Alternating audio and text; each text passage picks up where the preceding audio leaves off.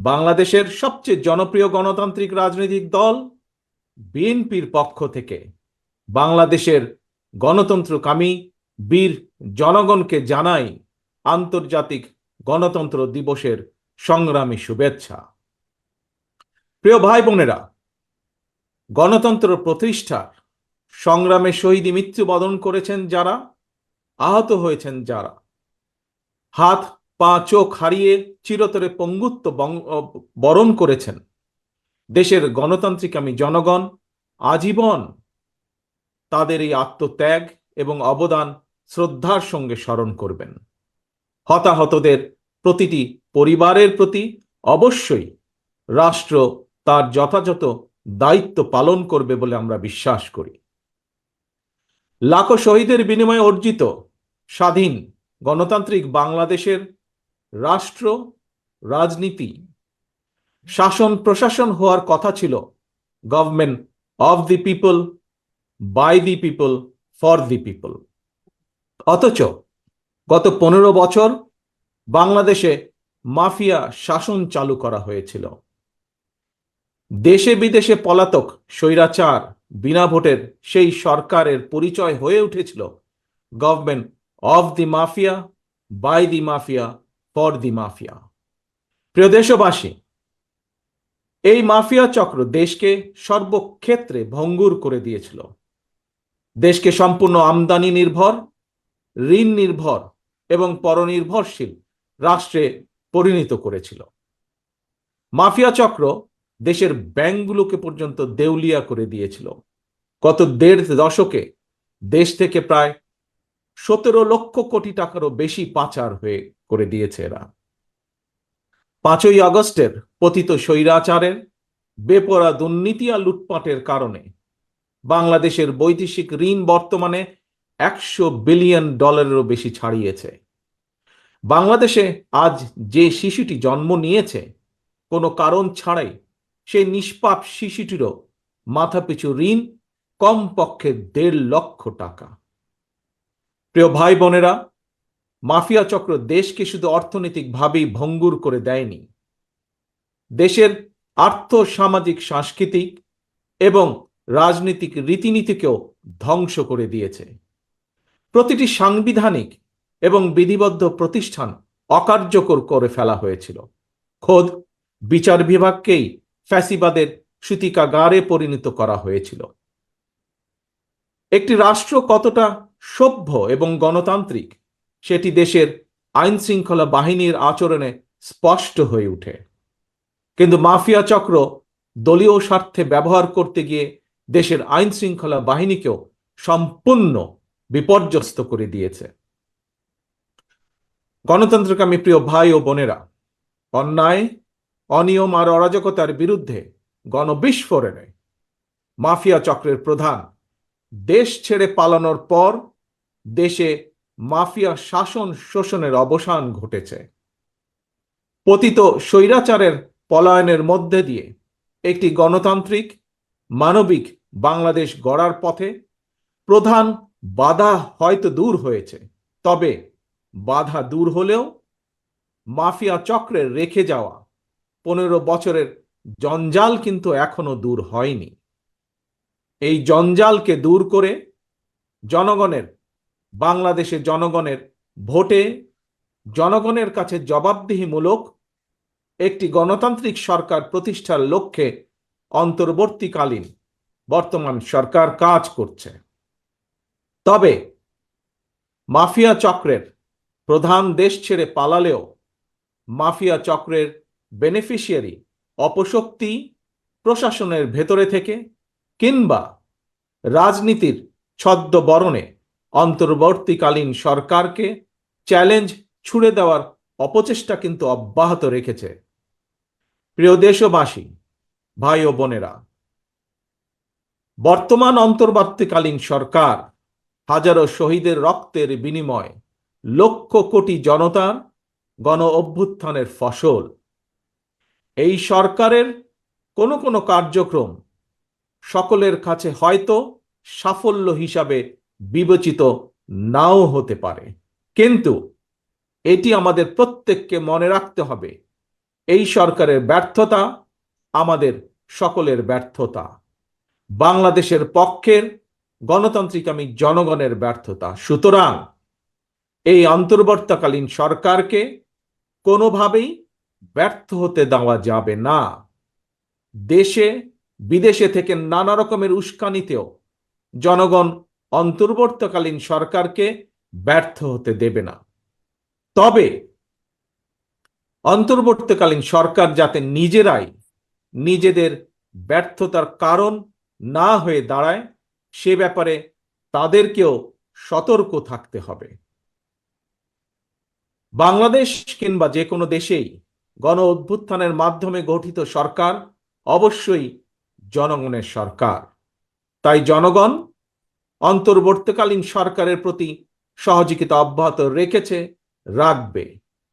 তবে কোনো এক পর্যায়ে অন্তর্বর্তীকালীন সরকারের জবাবদিহিতাও কিন্তু নির্বাচিত সংসদের মাধ্যমেই নিশ্চিত করা হয়। সুতরাং জনগণের রাজনৈতিক ক্ষমতায়নের মাধ্যমে একটি নির্বাচিত সংসদ এবং সরকার প্রতিষ্ঠায় অন্তর্বর্তীকালীন সরকারের সকল সংস্কার কার্যক্রমের প্রথম এবং প্রধান টার্গেট হওয়া জরুরি। এজন্যই আমরা মনে করি অগ্রাধিকার ভিত্তিতে জনগণের ভোটে নির্বাচিত প্রতিনিধিদের দ্বারা জবাবদিহিমূলক সরকার এবং সংসদ প্রতিষ্ঠার লক্ষ্যকে সামনে রেখেই সংস্কার কার্যক্রম এগিয়ে নেওয়া দরকার।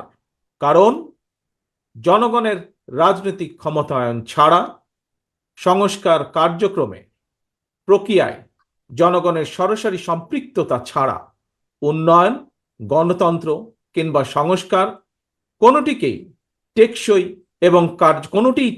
এবং কার্যকর হয় না। একটি অবাধ, সুষ্ঠু এবং নিরপেক্ষ নির্বাচনের মাধ্যমে প্রতিটি ভোটারের ভোট প্রদানের অধিকার নিশ্চিত করে ভোটারদের কাঙ্ক্ষিত প্রতিনিধি নির্বাচন করার অধিকার প্রতিষ্ঠার মাধ্যমেই জনগণের রাজনৈতিক ক্ষমতায়ন নিশ্চিত করা সম্ভব। এবং সেই লক্ষ্যে বিশেষ করে নির্বাচন কমিশন, জনপ্রশাসনের সংস্কার এবং আইন শৃঙ্খলা বাহিনীকে সক্ষম এবং উপযুক্ত করে তুলতে হবে। অগ্রাধিকার ভিত্তিতে পদক্ষেপ নিতে হবে। অন্তর্বর্তীকালীন সরকার ইতিমধ্যেই বেশ কিছু ক্ষেত্রে সংস্কার কার্যক্রম হাতে নিয়েছে। তবে আমরা মনে করি অন্তর্বর্তীকালীন সরকার এজেন্ডা সেটিং এর ক্ষেত্রে অগ্রাধিকার ভিত্তি নির্ধারণ করতে না পারলে গণ অভ্যুত্থানের সাফল্য ব্যাহত করতে ষড়যন্ত্রকারী নানা চক্র সুযোগ গ্রহণ করতে পারে এবং এরই ভিতর এর কিছু কিছু আলামত আমরা দেখতে পাচ্ছি। প্রিয় দেশবাসী, এবারের গণ অভ্যুত্থানের চরিত্র অতীতের যে কোনো গণ অভ্যুত্থানের চেয়ে ব্যতিক্রম। কেন ব্যতিক্রম? কারণ পলাতক স্বৈরাচারের অবৈধ শাসনকালে সকল গণতান্ত্রিক অধিকার, মানবাধিকার হারিয়ে জনগণ পরাধীনতার শৃঙ্খলে আবদ্ধ হয়ে পড়েছিল। এমনকি হুমকির সম্মুখীন ছিল দেশের স্বাধীনতা ও সার্বভৌমত্ব। তাই এবারের গণ অভ্যুত্থানের মধ্যে দিয়ে কেবল মানুষের অধিকারই প্রতিষ্ঠিত হয়নি, দেশের স্বাধীনতা, সার্বভৌমত্ব রক্ষা পেয়েছে। দেশ এবং জনগণ এখন স্বাধীন। গুম, খুন, অপহরণ আর বিভীষিকাময় আয়নাঘরের আতঙ্ক মুক্ত। স্বাধীনতা, সার্বভৌমত্ব রক্ষার পর এবার দেশ এবং জনগণের স্বাধীনতা সুরক্ষায় প্রথম কাজ হতে হবে রাষ্ট্র এবং সমাজে মানুষের গণতান্ত্রিক অধিকার এবং লুণ্ঠিত ভোটের অধিকারকে পুনঃপ্রতিষ্ঠিত করা। তাই প্রিয় ভাই ও বোনেরা, দেশে বর্তমানে প্রায় 12.5 কোটি ভোটার। এর মধ্যে 2009 সাল থেকে এ পর্যন্ত ভোটার তালিকায় প্রায় 2.5 কোটিরও বেশি নতুন ভোটার সংযুক্ত হয়েছেন।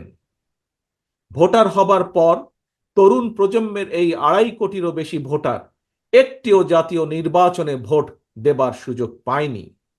ভোট দিয়ে তারা তাদের কাঙ্ক্ষিত জনপ্রতিনিধি নির্বাচন করতে পারেনি, অথবা তাদের নিজেরাও কেউ ভোটে নির্বাচিত হয়ে জনগণের প্রতিনিধিত্ব করার সুযোগ পায়নি। বিএনপি বিশ্বাস করে, বিএনপি মনে করে দেশের জনশক্তির অর্ধেক নারী এবং তারুণ্যের এই বৃহৎ অংশকে রাজনৈতিক অংশীদারিত্বের বাইরে রেখে একটি বৈষম্যহীন মানবিক রাষ্ট্র গঠন সম্ভব নয়। সংবিধান কিংবা প্রবিধানে যাই থাকুক, জনগণের রাজনৈতিক এবং অর্থনৈতিক ক্ষমতা নিশ্চিত করা না গেলে, সংস্কার প্রক্রিয়ায় জনগণকে সম্পৃক্ত করা না গেলে শেষ পর্যন্ত কোনো সংস্কার কার্যক্রমেরই কার্যকরী ফল পাওয়া যাবে না। প্রিয় দেশবাসী, ভাই ও বোনেরা, রাষ্ট্র, রাজনীতি এবং রাজনৈতিক দল হিসেবে বিএনপি দলীয় রাজনৈতিক কার্যক্রম সংস্কারের লক্ষ্যে প্রথমে 2022, পরবর্তীতে 2023 সালে বাংলাদেশের পক্ষের গণতান্ত্রিক রাজনৈতিক দলগুলোর প্রতিনিধিদের উপস্থিতিতে 31 দফা কর্মসূচি ঘোষণা করেছিল। তবে ঘোষিত 31 দফাই শেষ কথা নয়। বিএনপি মনে করে রাষ্ট্র কিংবা রাজনীতি সকল ক্ষেত্রেই সংস্কার কার্যক্রম একটি ধারাবাহিক এবং চলমান প্রক্রিয়া। সুতরাং রাষ্ট্র এবং রাজনীতি সংস্কারে বিএনপি ঘোষিত 31 দফা সংস্কার কর্মসূচির আরও প্রয়োজনীয় পরিবর্তন পরিমার্জনকেও বিএনপি স্বাগত জানায়। এমনকি কেউ যদি মনে করেন একটি উন্নত এবং নিরাপদ বাংলাদেশের জন্য আরও নতুন রাজনৈতিক দলের প্রয়োজন রয়েছে, তাতেও দোষের কিছু নেই। কারণ শেষ পর্যন্ত জনগণই চূড়ান্ত সিদ্ধান্ত নেবে।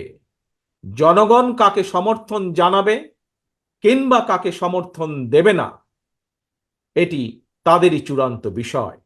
এ কারণেই বিএনপি বরাবর জনগণের ভোটের অধিকারের উপর জোর দিয়েছে।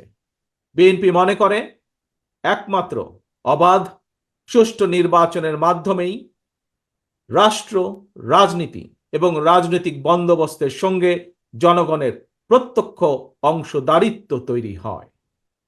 গণতান্ত্রিক আমি প্রিয় ভাই ও বোনেরা, গণ অভ্যুত্থান কিংবা সংস্কার কার্যক্রম নিয়ে রাজনীতির মাঠে নানা রকম কথা হচ্ছে। গণতান্ত্রিক রাজনীতিতে এটি একটি স্বাভাবিক এবং গ্রহণযোগ্য রীতি। প্রত্যেকেই তাদের নিজ নিজ দৃষ্টিভঙ্গি প্রকাশ করবেন, এটিই স্বাভাবিক। এই নিয়ে বিচলিত হওয়ার কোনোই কিছু নেই। একজন রাজনৈতিক কর্মী হিসাবে আমি বিশ্বাস করি, ফৌজদারি অপরাধের বিচার যেমন বিচারিক আদালতে হয়, ঠিক তেমনি রাজনৈতিক কর্মকাণ্ড কিংবা রাজনৈতিক আচরণের বিচার হয় জনগণের আদালতে। আমি আগেও বলেছি, আজ আবারও আপনাদের সামনে বলতে চাই, ক্ষমতার পরিবর্তন মানে শুধু রাষ্ট্র ক্ষমতার হাত বদল নয়। ক্ষমতার পরিবর্তন মানে রাষ্ট্র এবং রাজনীতির গুণগত পরিবর্তন। তাই প্রতিটি রাজনৈতিক নেতাকর্মীর মনে রাখা প্রয়োজন, রাজনীতির গুণ পরিবর্তনের জন্য রাজনৈতিক দলের নেতাকর্মীদের আচার আচরণেও গুণগত পরিবর্তন জরুরি। সুতরাং আমার আহ্বান, কোনো প্রলোভন কিংবা উস্কানিতে বিভ্রান্ত না হয়ে জ্ঞানভিত্তিক রাষ্ট্র এবং সমাজের নেতৃত্ব দানের জন্য নিজেদেরকে প্রস্তুত করুন। গণতান্ত্রিক আমি প্রিয় ভাই ও বোনেরা, হাজারো শহীদের রক্ত স্নাত এই রাজপথে আজ আপনাদের এই স্বতঃস্ফূর্ত উপস্থিতির অর্থ জনগণের কাঙ্ক্ষিত বৈষম্যহীন বাংলাদেশ গড়ার এই যাত্রা পথে বাংলাদেশের পক্ষের শক্তিকে আরো কিছু পথ পাড়ি দিতে হবে। তবে সেই পথ অবশ্যই নয় সন্ত্রাস, সংঘর্ষ, প্রতিশোধ কিংবা প্রতিহিংসার, বরং সেই পথ হবে ধৈর্য, সহনশীলতা এবং সমঝোতা। প্রিয় ভাই বোনেরা, সবশেষে বলতে চাই, সংস্কার কার্যক্রমের পথ ধরে নির্বাচনী রোড ম্যাপে উঠবে আমাদের প্রিয় বাংলাদেশ। সুতরাং আসুন আমরা সবাই কাজের মাধ্যমে জনগণের বিশ্বাস, জনগণের ভালোবাসা অর্জন করি, জনগণকে সঙ্গে রাখি, জনগণের সঙ্গে থাকি। আল্লাহ হাফেজ। বাংলাদেশ জিন্দাবাদ। বাংলাদেশ জাতীয়তাবাদী দল জিন্দাবাদ।